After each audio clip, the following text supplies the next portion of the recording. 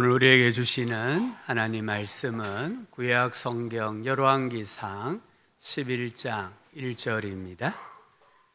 구약 성경 531쪽 열왕기상 11장 1절부터 8절까지입니다.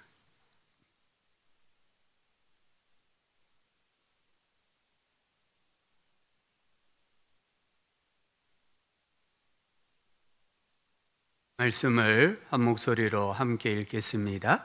솔로몬 왕이 바로의 딸 외에 이방의 많은 여인을 사랑하였으니 고 모압과 암몬과 에돔과 시돈과 헷 여인이라.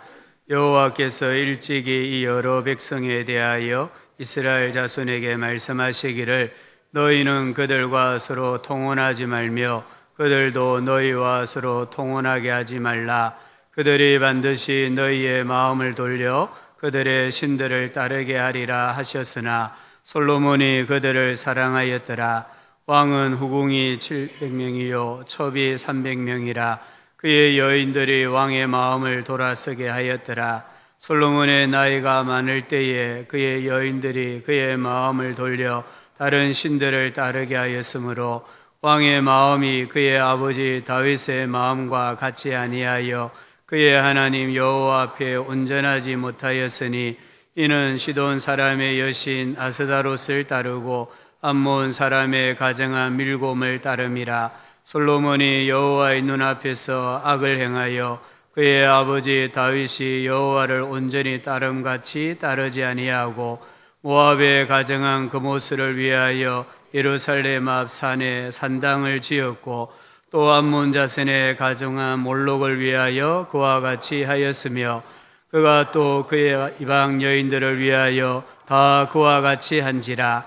그들이 자기의 신들에게 분향하며 제사하였더라. 보갑니다. 우리 앞뒤 좌우로 한번 인사합시다. 십자가의 길을 걸어갑시다. 한 번 더 인사합시다. 하나님께서 당신을 사랑하십니다. 사랑하십니다. 아멘. 고대 수학자 아르키데메스라는 분이 지렛대의 원리를 발견했습니다. 이 원리는 지뢰를 이용해서 작은 힘으로 큰 물건을 옮긴다든지 들어 올리는 원리입니다. 이 아르키데메스는 이 원리를 발견하고 나에게 지렛대와 지탱할 장소만 준다면 나는 지구도 움직일 수 있다. 이런 명언을 남겼습니다. 우리 성도님들의 인생 무거울 수도 있고 가벼울 수도 있고요. 클 수도 있고 작을 수도 있을 거예요. 우리 인생을 세우는 지렛대, 또 높이 돌려진 인생을 지탱시켜주는 지렛대가 무엇입니까? 오늘 읽은 말씀은 지혜의 왕이라 불리는 솔로몬이 인생의 지렛대로 삼은 것이 무엇인가를 말씀하고 있습니다. 10장 26절부터 말씀을 보면 솔로몬은 말들, 금은 보화, 수많은 동맹국이 자기 인생을 지탱시켜 준다고 믿었던 것 같습니다. 이러한 것들이 자기 인생을 좀 더 향상시켜주고 자기 인생을 한 단계 더 업그레이드 시켜준다라고 믿었던 것 같습니다. 오늘 말씀 1절을 보니까 솔로몬이 바로의 딸과 결혼을 했는데 그 외에 이방의 많은 여인들을 사랑했다라고 합니다. 이 여인들을 1절 중간 부분부터 보면 나라별로 말을 합니다. 모압과 암몬과 에돔과 시돈과 헷 여인이다. 3절에서는 이 많은 여인들의 숫자를 후궁과 첩을 포함해서 1000명이다라고 말씀합니다. 고대의 열왕들은 이 주변의 나라의 영주나 왕들과 정략 결혼을 합니다. 그들의 딸을 아내로 맞이함으로 친척 관계를 맺어 나라의 안정을 도모하려고 했습니다. 솔로몬도 그런 정치력을 발휘한 것 같습니다. 근데 오늘 말씀을 조금 더 자세히 보면 솔로몬은 정말 이방의 여인들을 사랑했습니다.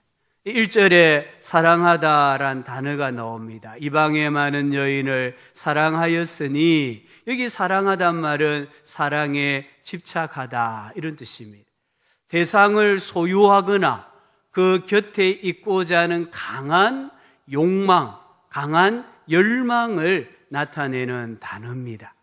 솔로몬이 나라를 안정시키기 위한 계략도 있었지만, 솔로몬은 1000명의 아내를 두었던 것은 그의 정욕, 거릇된 성욕, 정욕 때문이었음을 우리는 알 수 있습니다. 2절 말씀을 한번 보시면, 여호와께서 일찍이 여러 백성에 대하여, 이 여러 백성이 어디입니까? 1절에서 말하는 이 나라들입니다. 이 여러 백성에 대하여 이스라엘 자손에게 말씀하시기를, 너희는 그들과 서로 통혼하지 말며 그들도 너희와 서로 통혼하게 하지 말라. 그들이 반드시 너희의 마음을 돌려 그들의 신들을 따르게 하리라. 하나님께서 말씀을 하셨습니다. 여기 통혼하다 이 말은 가다, 오다 이런 뜻입니다.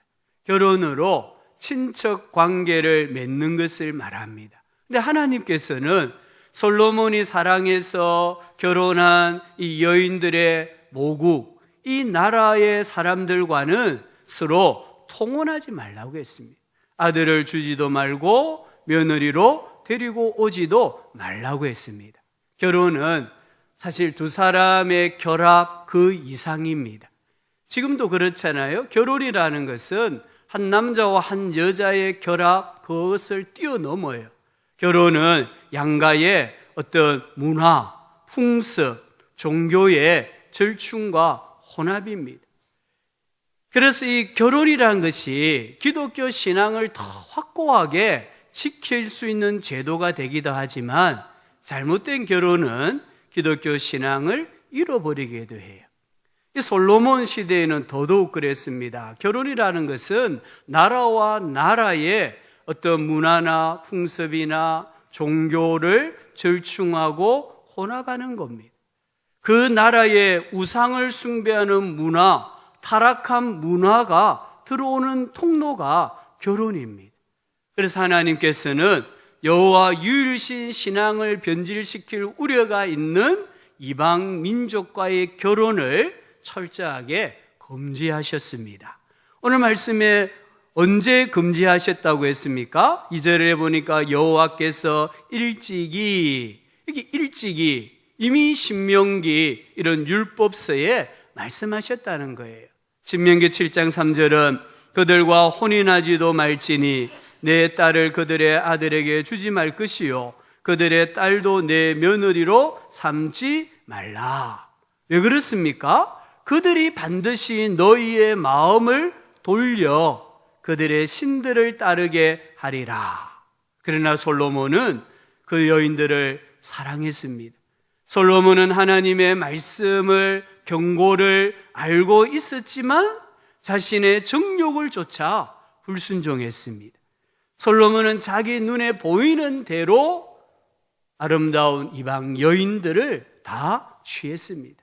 오늘 2절 끝에 보니까 솔로몬이 그들을 사랑하였더라. 1절에도 많은 여인을 사랑하였으니 사랑하다 단어가 나옵니다. 2절 끝에도 솔로몬이 그들을 사랑하였다고 했습니다. 여기 2절 끝에 나오는 사랑하다 이 단어는 1절에 나오는 사랑하다는 단어보다 더 강한 집착을 나타냅니다. 사랑하여서 매달렸다 이렇게 말합니다. 하나님께서 경고하시고 하나님께서 금지하셨는데 솔로몬은 사랑하여서 매달렸다는 겁니다. 왜 그랬을까요? 솔로몬 생각에 그렇게 해야 자기 인생이 견고해지고 나라가 견고해질 것이라고 믿었기 때문입니다. 3절을 보면 이 하나님의 경고가 현실이 됩니다. 그의 여인들이 왕의 마음을 어떻게 했습니까? 돌아서게 하였더라. 4절 말씀, 우리 4절은 같이 다시 한번 읽어봅시다. 솔로몬의 나이가 많을 때에 그의 여인들이 그의 마음을 돌려 다른 신들을 따르게 하였으므로 왕의 마음이 그의 아버지 다윗의 마음과 같지 아니하여 그의 하나님 여호와 앞에 온전하지 못하였으니. 여기 솔로몬의 노년에 솔로몬의 아내들이 솔로몬의 마음을 돌렸다. 이 돌려, 이 말은 기울어지게 하다, 이런 뜻입니다. 그의 많은 아내들이 솔로몬의 마음을 어디로 기울어지게 했습니까? 하나님에게서 다른 신들에게로, 하나님에게서 우상들에게로 마음을 기울어지게 만들었습니다. 그 결과 왕의 마음이 그의 하나님 여호와 앞에 온전하지 못하였다.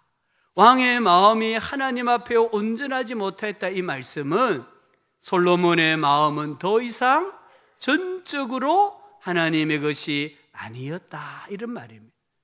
이 솔로몬의 마음은 처음에는 하나님께 다 드려진 마음이었는데 여인들, 아내들이 그의 마음을 돌려서 우상에게로 기울어지게 하니까 마음이 나누어진 거예요. 하나님에게도 일부 가 있고 우상에게도 일부 가 있고, 그런데 시간이 가면 갈수록 하나님에게 가 있던 마음들이 전부 다 다른 신들에게로, 우상에게로 기울어지고 만 것입니다. 또한 이 말씀은 솔로몬의 삶에서 제일 중요한 우선순위가 하나님께 대한 온전한 예배가 되지 못하게 했다, 이런 의미입니다. 이전에는 하나님 제일주의로 솔로몬이 살았는데 그의 많은 아내들이 솔로몬의 마음을 우상에게로 기울게 만드니까 이제는 하나님이 최우선순위가 되지 못했다, 이런 뜻이에요. 5절과 7절은 우상 숭배를 구체적으로 이야기합니다. 이 중에 5절 말씀해 보니까 암몬 사람의 가정한 밀곰을 따름이라, 밀곰이라는 우상의 이름이 나옵니다. 이 밀곰은 7절에 보면은 암몬 자손의 가정한 몰렉이 나오는데, 밀곰과 몰록 또는 몰렉은 같은 성질의 우상들입니다. 이 랍비의 글에 보면 이 밀곰이라는 우상을 만들 때에 구리를 사용한다고 합니다. 구리를 사용하는데 통으로 만든대요. 그리고 안에는 7개의 칸을 이렇게 지릅니다. 첫 번째 칸부터 6번째 칸에는 각종 짐승들을 제물로 넣고, 제일 마지막 7번째 칸에는 어린 아이를 제물로 넣습니다. 그리고는 밑에서 이제 불을 피웁니다. 그럼 구리는 열 전도율이 높으니까 금방 벌겋게 달아올라요. 그러면 그 안에 있는 짐승들이 뜨거워서 괴성을 지르고 어린아이가 죽는다고 아우성을 울부짖습니다. 그러면 부모나 사람들이 이 울부짖는 소리를 못 듣게 하려고 사람들이 막 북을 치는 거예요. 그래서 이 악기를 연구하는 사람은 북의 기원이 이 밀곰 또는 몰렉이라는 우상을 숭배할 때에 부모가 소리를 듣지 못하도록 쳤던 게 북이다, 이렇게 설명을 하기도 합니다. 이런 잔인한 우상을 누가 숭배했다고요? 솔로몬이 숭배했다는 겁니다. 더 나아가서 오늘 7절을 보니까 솔로몬은 이 이방의 우상들을 위한 산당들을 지었습니다.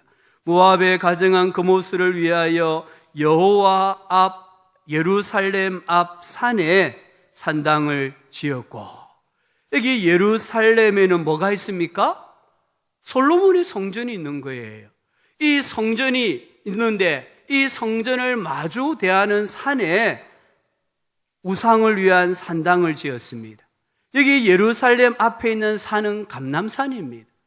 이 산은 예루살렘보다 30m 해발이 높습니다. 결국은 뭘 말합니까? 이 우상의 산당이 예루살렘 성전을 내려다보고 있는 거예요. 하나님의 이름을 모독하는, 하나님의 이름을 망령되이 일컫는 이 이방의 우상을 위한 산당을 솔로몬이 지어줬다는 거예요. 몰록을 위하여서도 산당을 지어줬고요. 오늘 8절 말씀해 보니까 그가 또 그의 이방 여인들을 위하여 전부 다 그와 같이 한지라. 그들이 자기의 신들에게 분향하며 제사하였더라. 아마 솔로몬은 이런 일을 할 때에 정말 마음이 넓은 사람이다. 대인이다, 큰 사람이다, 마음이 바다처럼 넓은 사람이라고 백성들로 하여금 칭송받았을는지도 모릅니다. 주변 국가들로부터 호의를 얻었고 동맹을 더욱 견고하게 했는지도 모릅니다. 그러나 그 결과가 무엇입니까? 물질이라는 이 돈 또는 성, 권력을 지렛대로 삼고 자기의 인생과 나라의 어떤 견고한 터를 세우려고 했던 솔로몬의 인생의 결과가 무엇일까요? 오늘 6절에 보니까 솔로몬이 여호와의 눈앞에서 악을 행하여. 이 중요한 단어입니다. 솔로몬이 이런 일을 할 때에 사람들은 아마 짐작하기로는 다 박수치고 칭찬했을 겁니다. 역시 솔로몬이다, 마음이 넓다라고. 또 많은 1000명에 이르는 그 부인들이 솔로몬을 자랑하고 칭송했을 겁니다. 그런데 하나님의 눈앞에서는, 하나님이 보시기에는 뭐라고 했습니까? 악을 행하여. 사람들에게서는 칭찬받았는데 하나님이 보시기에는 솔로몬이 악인이라는 겁니다. 솔로몬이 죄를 범하고 있다는 거예요. 9절에 보니까 여호와께서 그에게 진노하시니라. 솔로몬이 인생의 지렛대로 삼았던 모든 것들은 하나님의 진노를 쌓아가는 행위였습니다. 11절입니다. 우리 11장 11절 한번 보시기 바랍니다. 여호와께서 솔로몬에게 말씀하시되 네게 이러한 일이 있었고 또 네가 내 언약과 내가 네게 명령한 법도를 지키지 아니하였으니 내가 반드시 이 나라를 네게서 뭐 한다고 했습니까? 빼앗아 내 신하에게 주리라. 여기 빼앗단 말은 옷이나 물건을 찢는다, 이런 뜻입니다. 솔로몬이 그토록 하나님의 경고, 하나님의 말씀에 불순종하면서까지 일으켜 세우려고 했던 자기 인생을, 이스라엘의 이 통일왕국을 하나님이 뭐 하신다고요? 찢는다는 거예요.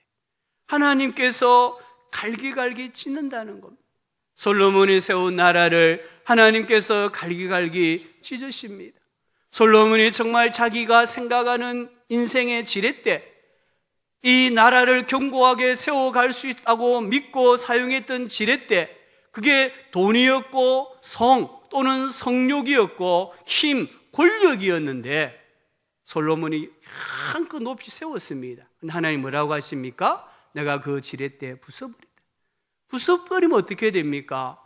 높이 세워진 자기 인생이, 나라의 운명이 땅으로 쿵 하고 떨어지고 마는 거예요. 그래서 11장 14절을 보면 여호와께서 에돔 사람 하닷을 일으켜 솔로몬의 대적이 되게 하십니다. 11장 23절에 하나님이 또 엘리아다의 아들 르손을 일으켜 솔로몬의 대적이 되게 하십니다. 11장 26절을 보니까 솔로몬의 신하 느밧의 아들 여로보암이 또한 손을 들어 왕을 대적을 합니다. 이전까지 가만히 이름도 드러나지 않았던 이런 사람들이 한순간에 세력을 얻어가지고 솔로몬을 대적을 한다는 거예요. 결국에는 12장에 가보면은 그 아들 르호보암 때에 나라가 남과 북으로 찢어집니다. 하나님께서 말씀하셨고 하나님께서 그 말씀을 역사 가운데 실천을 하신 거예요. 솔로몬이 노년에 이런 고백을 합니다. 우리 성경에는 솔로몬이 기록한 성경으로 이 잠언, 전도, 아가서가 있습니다. 이 아가서는 학자들이 솔로몬이 청년의 때에 기록했다고 합니다. 그리고 잠언은 솔로몬의 중년 때에 기록했다고 합니다. 그래서 지혜를 말합니다. 이 전도서는 솔로몬이 노년에 기록했다고 합니다. 인생을 다 살아보고 나서 기록한 성경이 전도서라는 거예요. 잠언 14장 12절에 솔로몬이 이렇게 고백합니다. 어떤 길은 사람의 보기에 바르나 필경은 사망의 길이니라. 자기가 이게 옳은 길이다, 진리다라고 생각하고 힘껏 나라를 세우고 인생을 세웠는데 하나님이 보실 때는 사망에 이르는 길이었다는 거예요. 멸망에 이르는 길이었다는 거예요. 전도서 1장 1절 2절에 다윗의 아들 예루살렘 왕 전도자의 말씀이라. 지금 솔로몬이 자기를 소개합니다. 다윗의 아들이었다. 예루살렘 왕이었다. 근데 나는 전도자다. 이 전도자란 말은 설교자 이런 뜻입니다. 이 전도자의 말씀이라 전도자가 이르되 헛되고 헛되며 헛되고 헛되니 모든 것이 헛되도다. 자기가 참이다 진리다고 생각하고 세운 지렛대가 뒤돌아보니까 헛되다라고 고백합니다. 여기 헛되단 말은 바람을 잡는 것 이런 뜻입니다. 바람이 손에 잡힙니까? 안 잡힙니다. 그와 같이 이 솔로몬이 세우려고 행하였던 모든 일들은 바람을 잡을 수 없는 것처럼 가치 없는 것이었다 이런 뜻입니다. 전도서 12장 1절에 나는 내 마음에 이르기를 내가 시험 삼아 너를 즐겁게 하리니 너는 낙을 누리라 하였으나 보라 이것도 헛되도다. 자기가 인생의 자기 인생을 즐겁게 해보려고 하고 좀 낙을 누려보려고 행하였던 모든 것들이 뒤돌아보니까 헛되다라고 고백했습니다. 그러면서 12장 13절에 이렇게 고백합니다. 우리 다 같이 한번 읽어봅시다. 이래 결국을 다 들었으니 하나님을 경외하고 그의 명령을 지킬지어다. 이것이 모든 사람의 본분이니라. 아멘. 모든 사람이 인생을 세우고 지탱시켜 나갈 수 있는 지렛대가 무엇이냐? 하나님을 경외하는 신앙이라는 겁니다. 하나님의 말씀에 온전히 순종하는 믿음이 자기 인생을 세우고 세워진 인생을 아름답게 지탱시켜주는 지렛대라고 말씀합니다. 하나님께서는요, 이미 솔로몬뿐만 아니라 모든 이 하나님의 사람들에게 인생의 지렛대를 말씀해 주셨어요. 신명기 17장 14절부터 20절은 왕의 직분 또는 왕의 도에 대한 말씀이에요. 거기 보면 17장 15절에 반드시 내 하나님 여호와의 택하신 자를 내 위에 왕으로 세울 것이며, 이게 세우다라는 단어가 아주 의미가 있는 단어입니다. 이 세우다라는 히브리어는 정하다, 임명하다, 만들다 이런 뜻이에요. 여기 세우다 이 말은 지정된 장소에 둔다 이런 뜻입니다. 사람이나 사물을 수평적인 위치나 수직적인 위치나 수평적인 위치에 두는 걸 말해요. 그래서 자기 위치에서 넘어지지 아니하려면 어떻게 해야 되느냐를 말씀하는 거예요. 또 이 단어는 새로운 관계를 수립하다 이런 뜻입니다. 새롭게 관계가 형성되는데 그 관계를 어떻게 내가 유지해 나갈 수 있느냐는 겁니다. 세 번째 의미는 특별한 목적을 위해 따로 구별해 두다 이런 뜻입니다. 하나님께서 당신의 특별한 목적을 위해 구별해 두셨는데 그 구별된 것을 어떻게 내가 이루며 살아갈 수 있느냐? 성경에 하나님 세 가지는 하지 마라, 한 가지는 해라. 그러면 너의 위치나 너의 어떤 새로운 관계나 너의 어떤 인생의 목적, 사명을 다할 수 있다라고 하셨습니다. 그 중에 첫 번째가 말을 많이 두지 말랍니다. 말은 힘입니다. 말은 군사력입니다. 하나님의 사람은 군대가 아니라 군사력이 아니라 하나님을 의지할 때에 바로 서게 되는 줄 믿습니다. 그런데 솔로몬은 어떻게 합니까? 10장 26절을 보니까 솔로몬이 병거와 마병을 모으매 병거가 1,400대요 마병이 12,000명이라. 10장 28절에는 솔로몬의 말들은 애굽에서 들여왔고 왕의 상인들이 그 말들을 값을 주고 구입해 왔다라고 이야기합니다. 솔로몬은 자꾸만 이 군사력을 강화시키고 증대시키려고 합니다. 그런데 아버지 다윗은 어떠할까요? 역대상 18장 4절을 보니까 다윗이 그에게서 병거 1,000대와 기병 7,000명과 보병 20,000명을 빼앗고 지금 다윗이 전쟁을 해가지고 대승을 거두어들인 그 군수 물자가 병거가 1,000대고 기병이 7,000명이고 보병이 20,000명입니다. 그런데 다윗이 그 병거 100대의 말들만 남기고 그 외의 말들의 병거의 말은 다 발의 힘줄을 끊었더니, 발의 힘줄을 끊었단 말은 군사력으로 쓰지 않겠단 말입니다. 다윗은 이 말들의 발의 힘줄을 끊음으로 나는 하나님을 의지한다는 겁니다. 우리가 정말 힘들고 어려울 때에, 누군가가 내 인생을 흔들려고 할 때에, 나의 지위를 흔들려고 할 때에 어떻게 해야 됩니까? 하나님을 더 의지해야 됩니다. 군사력이 아니라, 사람이 아니라 하나님을 더 의지할 때에 하나님이 내 인생을 붙들어 주시는 줄 믿습니다. 두 번째는 아내를 많이 두지 말라고 했습니다. 하나님의 사람에게 높은 윤리와 도덕을 요구하고 계십니다. 세 번째는 은금을 많이 쌓아두지 말라고 했습니다. 하나님은 우리가 저금하는 것을 싫어한다든지 반대하지 않습니다. 우리는 저금을 해야 됩니다. 그러나 하나님은 하나님보다 물질을 더 의지하고 사랑해가지고 축적하는 것은 믿음이 없는 행위다라고 말씀합니다. 우리가 돈을 사랑하는 것이 일만하게 뿌리가 된다라는 디모데전서 6장 10절의 말씀을 우리는 또 새겨야 합니다. 네 번째는 율법서를 복사하여 평생에 옆에 두고 읽으라고 했습니다. 이 무슨 말입니까? 하나님의 권위에 복종하라는 겁니다. 하나님의 권위에 복종하면 신명기 17장 20절에 그리하면 이스라엘 중에서 그와 그 자손이 왕위에 있는 날이 장구하리라. 자자손손이 이 나라의 왕으로, 하나님의 대리자로, 하나님을 대신하는 통치자로 섬길 수 있다라고 말합니다. 내 인생의 지렛대가 무엇입니까? 하나님의 말씀입니다. 하나님을 경외하고 하나님의 말씀을 배우고 하나님의 말씀을 온전히 지켜 행하는 삶이 내 인생과 우리 가정을 세우는 지렛대입니다. 이 지렛대의 원리는 구약이나 오늘날이나 변함이 없습니다. 우리 신자의 직분이 무엇일까요? 우리 신자의 직분은 베드로전서 2장 9절에 보니까 왕이다라고 했습니다. 솔로몬도 왕이지만 오늘 신약의 그리스도인들도 왕 같은 제사장이라고 했습니다. 그러면 여기 신명기 17장에서 말씀하시는 왕의 도에 대한 말씀이 우리에게도 동일하게 적용됩니다.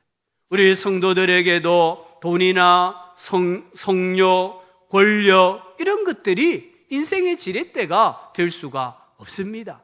이것들은 하나님이 우리에게 주신 선물입니다. 이 선물을 잘 사용해야 하는 거예요. 이 선물을 우상처럼 숭배하고 이 선물들이 내 인생을 세우는 지렛대다 이렇게 생각하는 그 순간 우리 인생은 무너질 수밖에 없습니다. 우리는 물질에 대하여 어떤 사고를 가져야 되겠습니까? 잠언 11장 25절에 구제를 좋아하는 자는 풍족하여질 것이요 남을 윤택하게 하는 자는 자기도 윤택하여지리라. 돈이라는 우상을, 물질이라는 우상을 숭배하지 아니하려고 하면 나누어야 된다는 겁니다. 내가 구제해야 됩니다. 나눔의 실천을 살아갈 때에 우리는 물질이라는 우상을 정복할 수 있습니다. 삭개오라는 사람이 정말 예수님 만나기 전에는 돈으로 자기 인생을 세우는 줄 알았어요. 그래서 악착같이 돈을 모았습니다. 하지만 예수님을 만나고 나서는 자기 인생을 세워갈 수 있는 것이 물질이 아니라 예수님이다. 예수님의 말씀이라는 것을 깨닫게 되고는 자기의 재산을 가난한 사람들에게 나누어주고 또 내가 돈을 모으는 과정에서 누군가가 피해를 입고 손해를 봤다면 내가 4배로 갚겠습니다라고 말씀을 합니다. 반면에 마태복음 19장에 나오는 부자 청년은 이 물질이 우상이 되어가지고 예수님의 말씀에 권면에 아멘하지 못합니다. 결국에는 슬픈 기색으로 주님을 떠나가고 마는 것을 봅니다. 우리는 하나님 주신 재물로 가난한 사람들을 도와야 합니다. 그리고 이렇게 기도해야 됩니다. 하나님, 일용할 양식을 주옵소서. 이런 기도가 있을 때에 물질이 선물이 되는 거예요.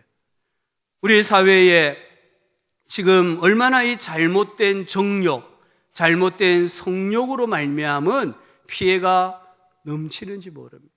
어느 순간부터 우리 사회에 미투라는 신드롬이 불고 있습니다.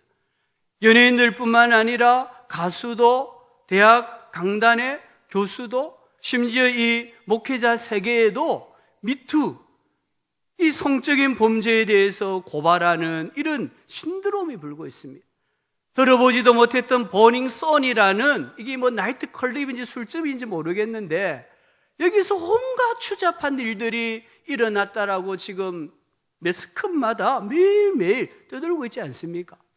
유명 가수의 어떤 몰카, 이 유포로 인하여서 또 권력자의 성접대, 이런 수많은 잘못된 성욕, 잘못된 정욕으로 인해서 이 사회가 지금 병들어가고 있습니다.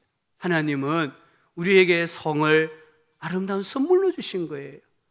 이 성욕이 얼마나 아름다운 선물인지 모릅니다. 그러나 잘못된 정욕, 잘못된 성욕은 자기를 죽이는 겁니다. 가정을 파괴시키는 겁니다. 그리고 이 사회를 병들게 하는 겁니다. 오늘 우리 그리스도인들이 솔로몬을 보면서 새로운 사명을 가져야 됩니다. 우리의 사명이 뭐냐? 하나님 중심의 가정을 만드는 겁니다. 하나님 중심의 가정, 하나님이 주인 되는 가정을 만들 때에 하나님 주신 이 성이 아름다운 선물이 되는 거예요. 우리 배우자에게 최고의 헌신을 해야 돼요. 정말 오늘 우리 그리스도인들이 누구에게 최고의 헌신을 하고 최고의 노력을 기울여야 되느냐? 배우자들입니다. 하나님이 내게 주신 배우자에게 최고의 헌신을 하셔야 됩니다. 최고의 순종을 하셔야 됩니다. 결혼 생활은요, 결혼한다고 저절로 이루어지는 게 아니에요. 얼마만큼 헌신하느냐, 얼마만큼 수고하느냐, 배우자를 위해서 내가 얼마만큼 죽느냐에 따라서 결혼 생활이 유지되기도 하고요, 가정이 유지되기도 하고요, 그렇지 못하기도 하는 거예요. 우리 남자 성도님들, 육체적 관계는 결혼 서약을 통해서 하나님께서 주신 통로로만 가져야 한다는 것을 꼭 기억하셔야 됩니다. 에베소서 5장 33절에 이렇게 우리에게 권면을 합니다. 너희도 각각 자기의 아내 사랑하기를 자신같이 하고 아내도 자기 남편을 존경하라. 우리 같이 한번 이 말씀 다시 읽어봅시다. 너희도 각각 자기의 아내 사랑하기를 자신같이 하고 아내도 자기 남편을 존경하라. 부부가요, 서로 사랑하고 서로 존경할 때에 가정이 세워집니다. 베드로전서 3장 7절에 베드로가 특별히 남편들에게 권면합니다. 남편들아, 너희 아내를 귀하게 여겨라. 우리 남자 성도님들, 자기 아내를 귀중하게 여겨야 돼요. 정말 하나님 내게 주신 아름다운 선물로 여겨야 돼요. 그럴 때에 솔로몬의 이런 잘못된 행위를 막을 수가 있고요, 가정이 든든하게 세워지는 거예요. 우리의 힘과 권력도 누군가를 섬기는 데 사용해야 됩니다. 우리 예수님 보십시오. 우리 예수님은 죄인들을 부르십니다. 그들과 함께 밥을 드십니다. 과부의 손을 붙잡아 주시고 어린아이의 손을 붙잡아 주십니다. 죽어 장사 지내는 이 청년의 관에 주님이 손을 얹으셨습니다. 주님을 부인하고 물고기 잡으러 떠나간 베드로에게 사랑의 질문을 던지십니다. 그 주님은 어떤 분이십니까? 하늘과 땅의 권세를 다 가지고 계시는 전능자요 창조주이십니다. 사망의 권세를 정복하신 분입니다. 절대의 권력을 가지고 계시는 주님께서 우리를 섬기는데 그 권력을 사용하셨다는 거예요. 우리 위에 군림하시는 게 아니라 우리의 모양으로 오셔서 우리의 처지에서 그 전능하신 손으로 우리를 섬기신 분이 예수님이십니다. 그래서 예수님의 권력은 아름다운 거예요. 그 주님이 우리들에게 이렇게 말씀하십니다. 마가복음 10장 43절 44절에 너희 중에는 그렇지 않을지니 너희 중에 누구든지 크고자 하는 자는 너희를 섬기는 자가 되고 너희 중에 누구든지 어떠함이 되고자 하는 자는 모든 사람의 종이 되어야 하리라. 섬기는 자가 되고 종이 될 때에 우리에게 주신 이 권력이 아름답게 되고 힘이 진짜 힘이 되는 겁니다. 섬김은 세상의 이 힘의 논리를 부정하는 거예요. 세상은 지금 힘의 논리가 지배적입니다. 하지만 우리가 섬길 때에, 권력을 가진 사람이, 힘이 있는 사람이 가정에서 섬길 때에, 교회에서, 사회에서 섬길 때에 우리는 세상의 힘의 논리를 항거하는, 그 힘의 논리에 항거하고 부정하는 행위가 되는 거예요. 내 인생의 지렛대 무엇입니까? 하나님의 말씀입니다. 성경입니다. 디모데후서 3장 15절부터 17절에 분명히 말씀했습니다. 같이 읽어봅시다. 또 어려서부터 성경을 알았나니 성경은 너희 너로 하여금 그리스도 예수 안에 있는 믿음으로 말미암아 구원에 이르는 지혜가 있게 하느니라. 모든 성경은 하나님의 감동으로 된 것으로 교훈과 책망과 바르게 함과 의로 교육하기에 유익하니 이는 하나님의 사람으로 온전하게 하며 모든 선한 일을 행할 능력을 갖추게 하려 함이라. 아멘. 하나님의 말씀이 구원에 이르는 지혜도 주시지만 하나님의 말씀이 우리 인생을 교훈하고 책망하고 바르게 하고 의로 교육하게 하고 하나님의 말씀이 우리로 하여금 모든 선한 일을 행하게 하고 우리 인생을 온전하게 한다라고 말씀하고 있습니다. 내 인생의 지렛대는 예수 그리스도라는 것을 고백하실 수 있기를 바랍니다. 지금 무엇을 붙잡고 인생을 발부둥치면서 살아가고 계십니까? 미국 필라델피아 시청 앞에 가면은 청동상이 하나 있다고 합니다. 이 청동상의 주인공은 백화점 왕이라고 불렸던 존 워너메이커라는 사람입니다. 이 존 워너메이커는 학력이 초등학교 2학년이 전부입니다. 2년이 전부입니다. 그리고 그의 아버지는 정말 가난한 벽돌공이었습니다. 그런 사람이 어떻게 한 주의 시청에 상징적인 인물로 동상이 세워졌을까요? 역사가들은 그의 인생을 이렇게 평가합니다. 주일학교 교육을 통해서 성장한 사람, 성경이 만들어낸 위대한 인물이라고 평가했습니다. 존 워너메이커는 자신의 성공을 하나님의 말씀과 기도에서 찾았다고 했습니다. 유년주일학교 시절 때에 성경책이 너무 갖고 싶어서 할부로 성경책을 구입했대요. 지금은 성경이 흔하지만 그 당시에는 성경이 참 귀했다고 합니다. 1년 반 동안 아버지 벽돌 공장에 가서 그 어린아이가 벽돌을 굽는 우리식으로 말하면 아르바이트를 하면서 할부금을 갚아 나갔다는 거예요. 그리고는 빨간 가죽 성경을 구입하고는 그 성경을 사랑하고 그 성경 말씀을 읽고 말씀에 순종하면서 하나님을 높여드렸더니 하나님께서 자기를 높여주셨다라고 고백했습니다. 하나님의 말씀을 자기 인생의 지렛대로 삼았을 때에 하나님께서 그를 높여주셨다 이렇게 고백했습니다. 나를 세우고 견고하게 유지해주는 지렛대는 오직 하나님의 말씀에 대한 온전한 순종인 줄 믿습니다. 내가 하나님을 기뻐할 때에 하나님께서 나의 힘이 되어주시는 줄 믿습니다.